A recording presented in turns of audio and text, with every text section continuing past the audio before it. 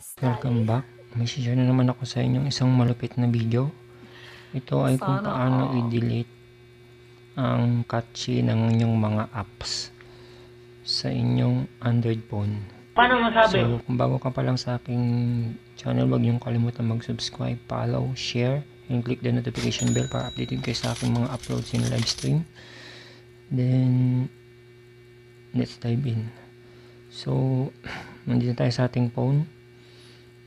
Punta lamang tayo dito sa settings. Then, punta tayo sa apps.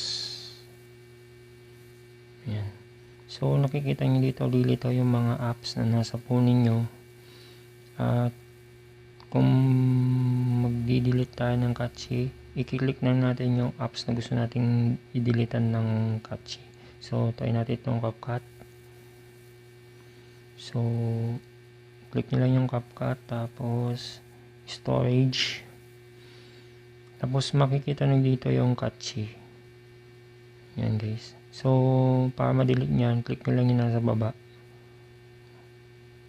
Yan. Yan guys. Magaling kang kupal ka. Bawat apps na nasa cellphone nyo, ganun lang po ang gawin niyo para ma-delete yung mga cache ng inyong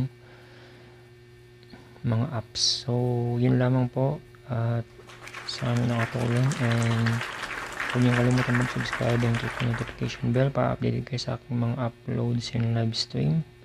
Hanggang sa muli, God bless.